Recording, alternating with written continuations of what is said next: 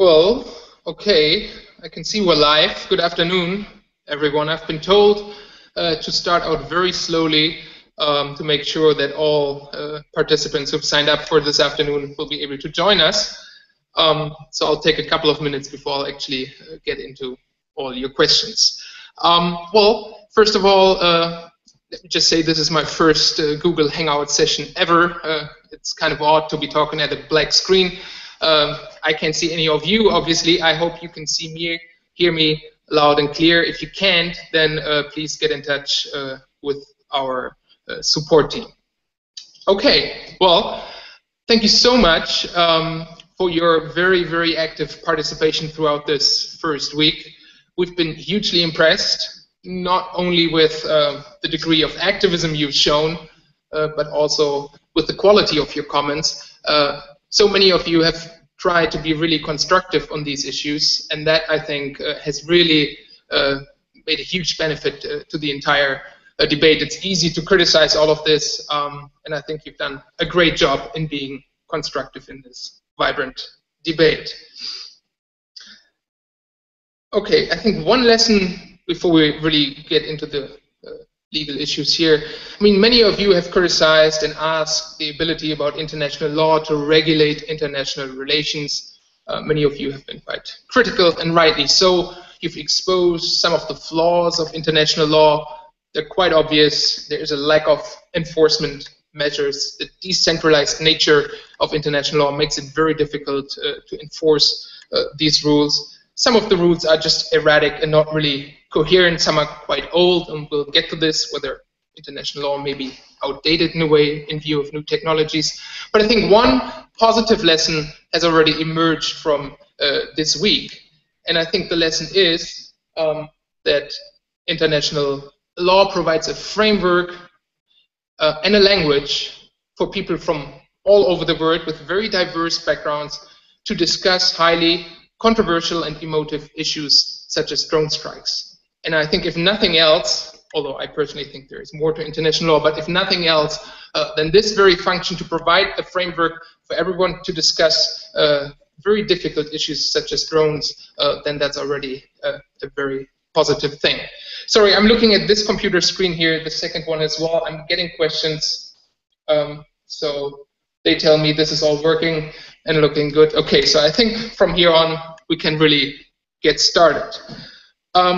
We have about 30 minutes this afternoon, and there's two things that I would like to do. First of all, the support team, and I think they've been great and deserve a big thank you. They have collected some of the questions that seem to be recurrent, that seem to be highly controversial throughout the entire week. So in about the first 10 to 15 minutes, I would like to focus at these questions, like 4 or 5 of them, and then in the second step, I'll be taking direct and live questions from all of you. So please make sure not to ask the same questions over and over again. This is really supposed to be for your benefit. So the 4 questions that I'll be addressing right away to kick things off, to break the ice, will be, first of all, are drones really a game changer? Is there something new about drones? Is there something special, or is a drone just like any other weapon? That's question number 1, so you don't need to ask about that one. Question number 2 is international law outdated? We'll get to that. The third one is international law's ability to regulate and constrain international relations generally, and especially the behavior of mighty and very powerful states. The fourth issue is a bit more complicated, and that seemed to raise complications and discussions throughout the entire week.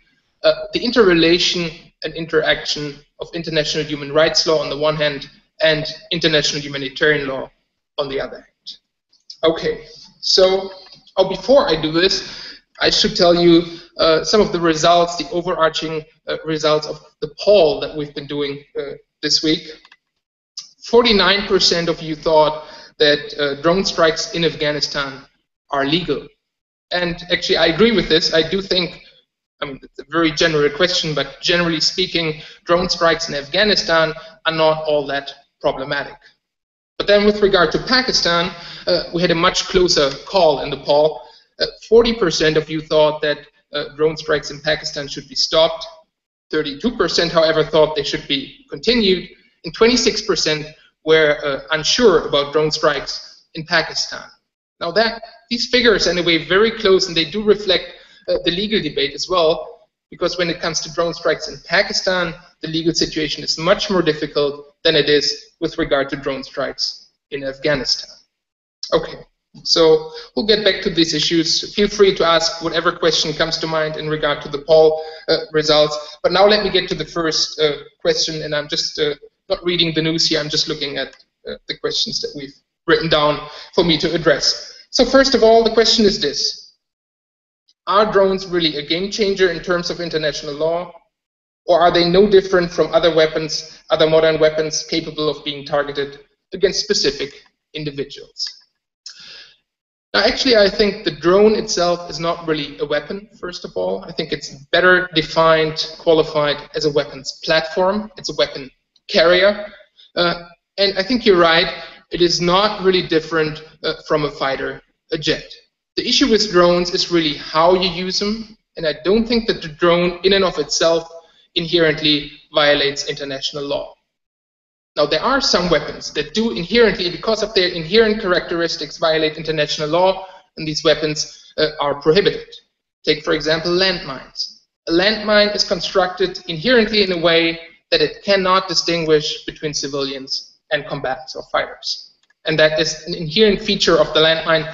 As such, the drone, on the other hand, if you use it in the right way, in the legally correct way, then the drone is very well capable of distinguishing.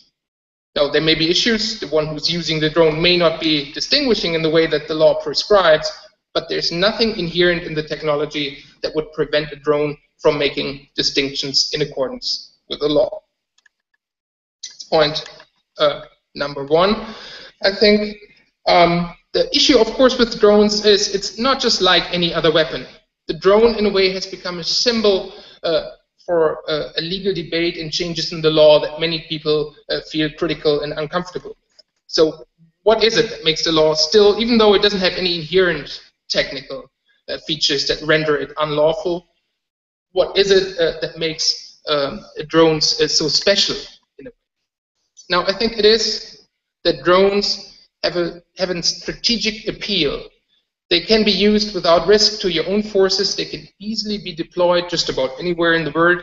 And this strategic appeal, these features, militaries just like to use them, would like to use them more, and it is for this reason that we're witnessing a process where the law is slowly being altered, changed in a way that would enable the military to use the drones more frequently. That really is the issue, but the drone as such is not a prohibited weapon. Okay. That was question number one. Question number two now. Has international law, and I'm reading again, has international law been rendered somewhat out of date by recent technological developments surrounding drones? I don't think if we're speaking about new technologies, then the drones are probably not the most challenging issue. I think cyberspace or fully autonomous weapon systems that, unlike drones, are no longer remote controlled but fully autonomous. They have cognitive features of some sort, human-like cognitive features. These kind of weapons, they really raise issues as to whether the law can still adequately capture them. But the drone issue, as I said, the drone is not so different from a fighter jet. So here, the outdatedness is not so apparent, at least. Now, of course, could argue the United Nations Charter was drafted in 1945. The Geneva Conventions date back to 1949. They've been updated in the 70s, but the 70s are long ago as well. So all of this looks pretty outdated. That's true. On the other hand, the drafters of these legal instruments, especially the Geneva Conventions, humanitarian laws of war, they have inbuilt a certain degree of flexibility into these rules. They're not technology specific. They can apply to just about any technology. The International Court of Justice has confirmed as much in its advisory opinion on nuclear weapons, because at the time of drafting the Geneva Conventions, they didn't think of nuclear weapons too much, so still the law is flexible enough to grasp new developments in the technology. The difficult part is, and this is where we come in as lawyers, as thinkers, and so on.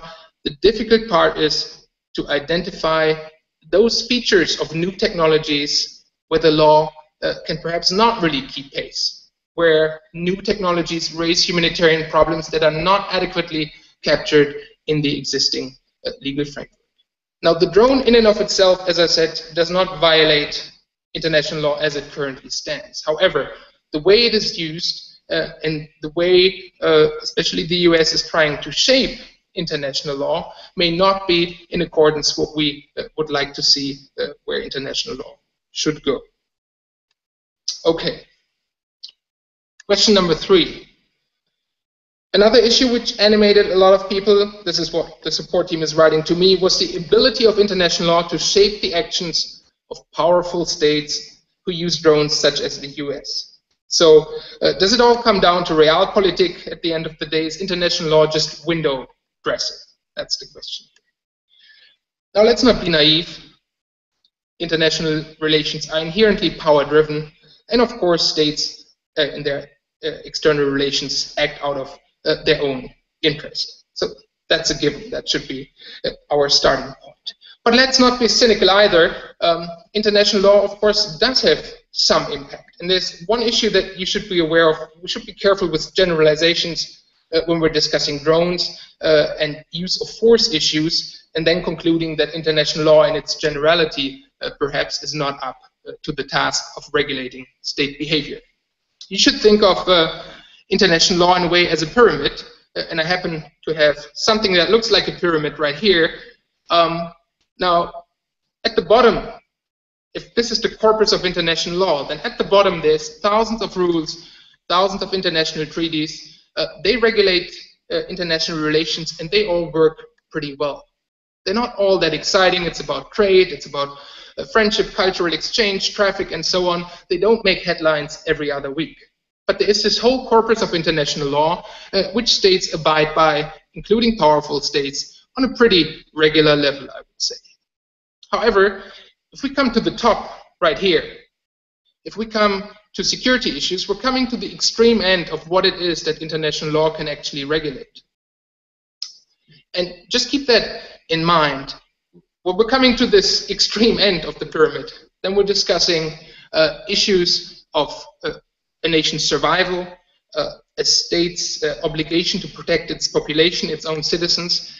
And in this realm of international law, the what we can expect of the law, our expectations, that's what I'm trying to say, should not be exaggerated, should not be too high. It is evident that states will need some degree of flexibility in this at this extreme end of international law. So that's a given. And in this realm, of course, we should not expect the specificity or the rigor of, let's say, German taxation law. We do need some flexibility, otherwise states will not be ready to accept any legal regulation in the realm of the use of force.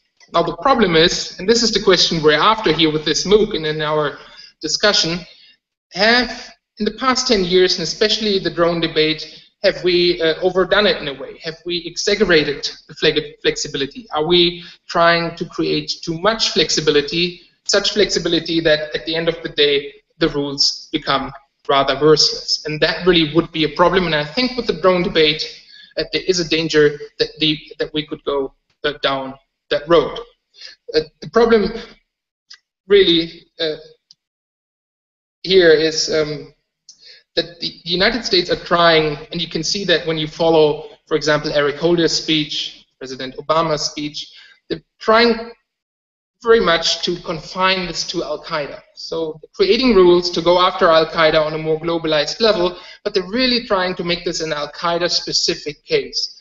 And this is one issue that worries me. At the end of the day, I'm just not convinced that as drones proliferate, other states will buy into this and will just keep this as a special legal framework for Al-Qaeda. I think many other states have issues with terrorism.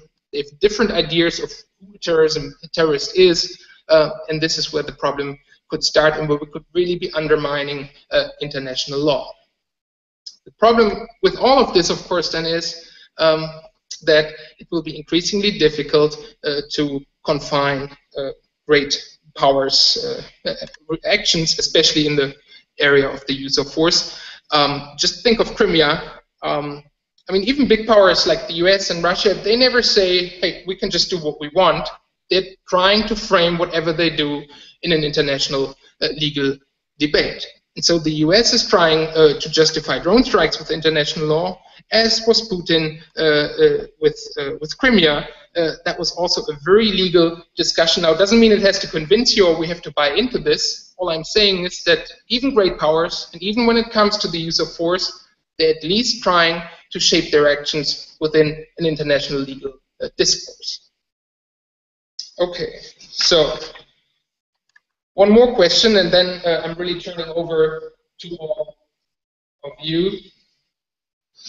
One more question, and this is now a bit more technical, was the interrelation between human rights law and international humanitarian law.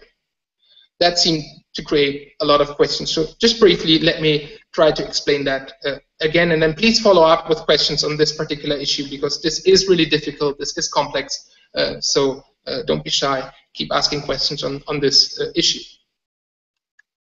Human rights law, originally designed for times of peace to confine the power of the state vis-à-vis its own citizens. So a very inward-looking focus for human rights law at the beginning. Now, over time, has developed, and today it is very well accepted, widely accepted, universally, I think, accepted. Human rights law applies and continues to apply, not just in peacetime, but also in times of armed conflict.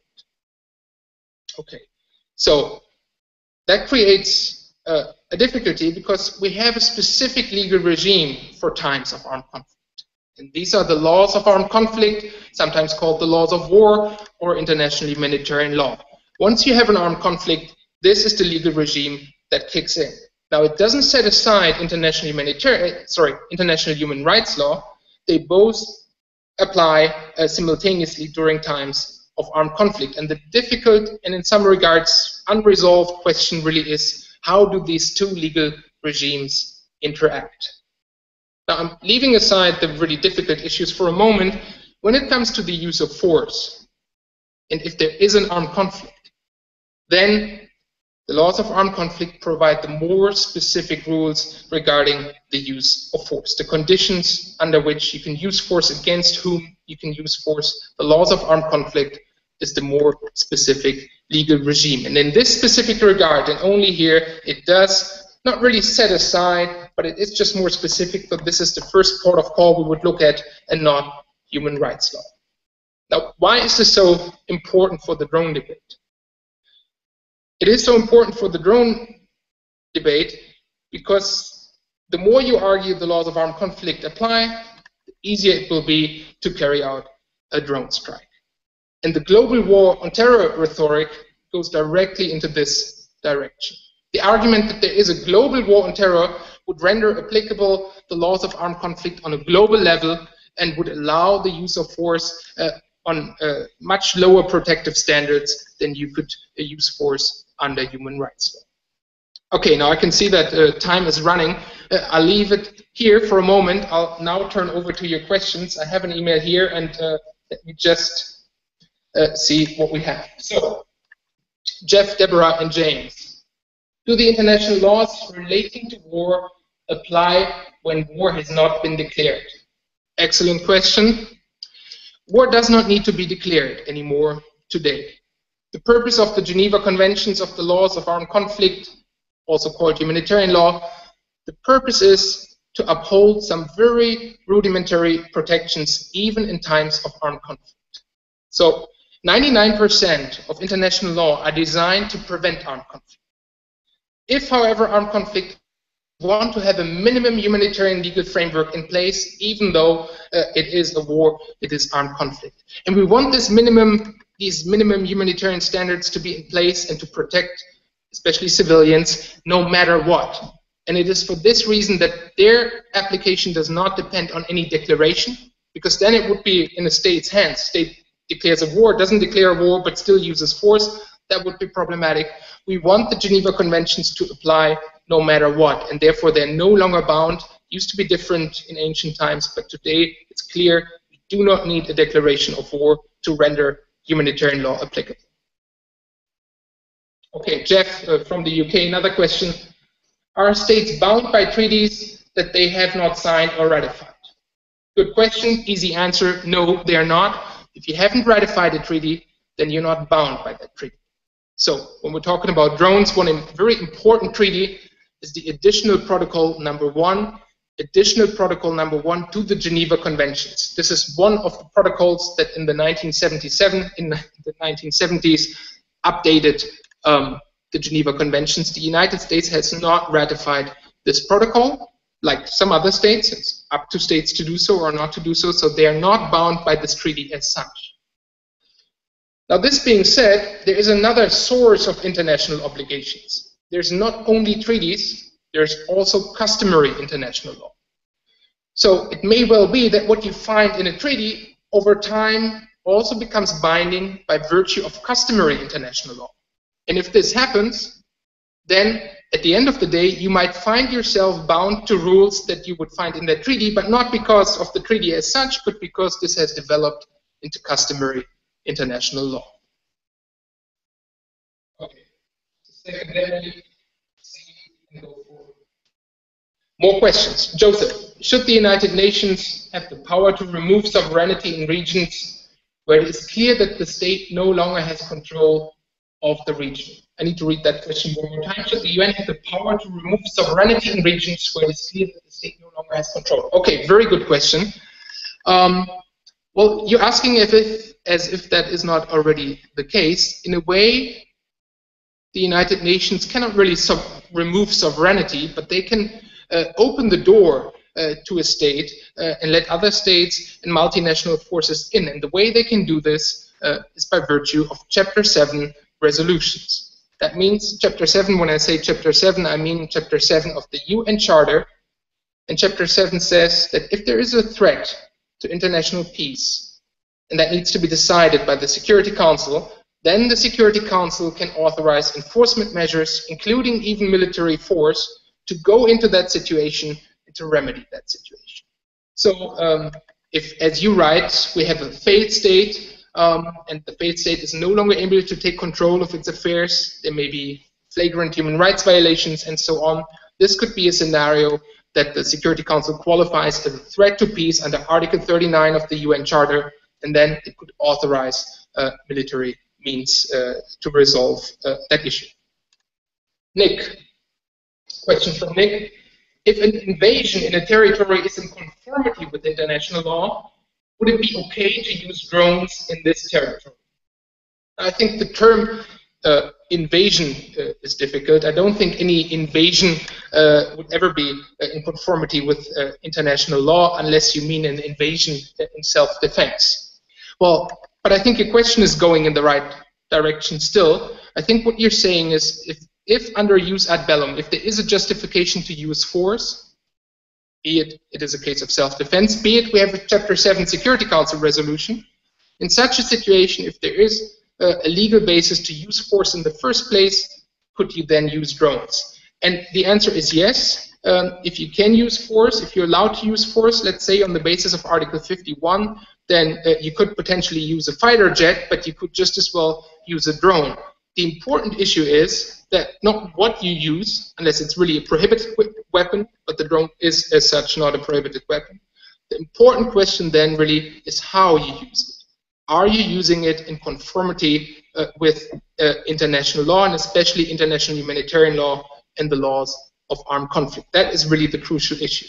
And that means, now, if in a situation where you allow, under the UN Charter, to use force, you're entering an armed conflict situation, the fundamental rules that you need to abide by under the laws of war, Geneva Conventions, additional protocols, is first of all, you can only target a legitimate military target, and you must never target a civilian. Now, even if you've identified a legitimate military target, a legitimate military aim, then that doesn't mean you can attack right away. You have to take certain precautions to spare the civilian population. And most importantly, you have to carry out a proportionality analysis, because you must never cause excessive collateral civilian damages when you carry out an attack. So Nick, the short version to your question is yes. If there is a legal basis under the UN Charter to use force, then drones might be part and parcel of the means that you want to employ to do so. Okay, so here I'm not seeing any more questions. I'll give you another 30 seconds if there are more questions. I'll be happy to address them. But if I don't see anything coming, then that leaves me to say that this has really been a busy week. You have been great, as I think our support team. Thank you so much for all of this. Now, we have only looked at one very controversial segment of international law. There is much more to be discussed. Take a break over the weekend. Up next is my colleague Christian Tams with, I think, an equally challenging and interesting and legally complex issue, Guantanamo Bay. So please stay tuned, and we're looking forward to seeing you again next week. Have a nice weekend. Bye-bye.